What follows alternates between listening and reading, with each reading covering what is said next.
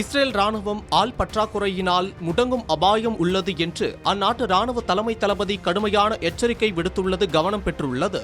அமெரிக்காவும் இஸ்ரேலும் இணைந்து கடந்த மாதம் 28ஆம் தேதி ஈரான் மீது தாக்குதலை தொடங்கின. இதையடுத்து ஈரான் பதிலடி கொடுக்க தொடங்கியது. இரு தரப்புக்குமான போர் 4 வாரமாக நடந்து வருகிறது. இந்நிலையில் ஈரானுடனான பேச்சுவார்த்தையில் அமெரிக்கா ஈடுபட்டுள்ளதாக அதிபர் ட்ரம்ப் தெரிவித்தார். அமெரிக்காவுடன் எத்தகைய பேச்சுவார்த்தையிலும் தாங்கள் ஈடுபடவில்லை என ஈரான் திட்டவட்டமாக கூறியது. தொடர்ந்து தாக்குதலானது இரு தரப்பிலும் நடந்து வருகிறது. இந்த நிலையில் ஒரே நேரத்தில் பலமுனை போர்களை எதிர்கொண்டு வரும் இஸ்ரேலிய ராணுவம் கடுமையான ஆள் பற்றாக்குறையால் முடங்கும் அபாயத்தில் இருப்பதாக அந்நாட்டு ராணுவ தளபதி லெப்டினன்ட் ஜெனரல் எயில் ஜமீர் கடும் எச்சரிக்கை விடுத்துள்ளார். சமீபத்தில் நடந்த பாதுகாப்பு அமைச்சரவை கூட்டத்தில் பேசிய எயில் ஜமீர் ராணுவத்தின் தற்போதைய நிலை குறித்து பல அதிர்ச்சியூட்டும் தகவலை பகிர்ந்து கொண்டார்.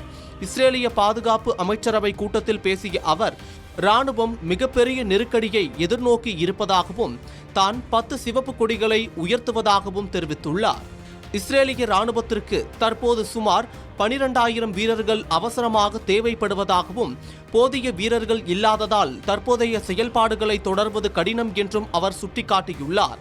இந்த நெருக்கடியை தவிர்க்க கட்டாய ராணுவ சேர்க்கை சட்டம், ரிசர்வ் படை சட்டம் ஆகியவற்றில் அவசர மாற்றங்களை கொண்டுவர வேண்டும் என்றும் கட்டாய ராணுவ பணிக்காலத்தை நீடிக்க வேண்டும் என்றும் அவர் வலியுறுத்தியுள்ளார். காசா, லெபனான் மற்றும் ஈரான் என பல முனைகளில் போர் நீடிப்பதால் இராணுவத்தினர் கடும் களைப்படைந்துள்ளதாகவும் குறிப்பாக தன்னார்வ வீரர்கள் தொடர்ந்து போர்க்களத்தில் இருப்பது சாத்தியமற்றது என்றும் அவர் எச்சரித்துள்ளார். நடந்து வரும் போரில் இஸ்ரேல், ஈரான் மற்றும் லெபனான் மீது கடுமையான தாக்குதலை நடத்தி வருவதால் ஈரானும் பதில் தாக்குதலை வலுவாக கொடுத்து வரும் இந்த சமயத்தில் இஸ்ரேல் ராணுவ தலைமை தளபதியின் இந்த கருத்து ஈரானுக்கு சாதகமாகவே அமைந்துள்ளது.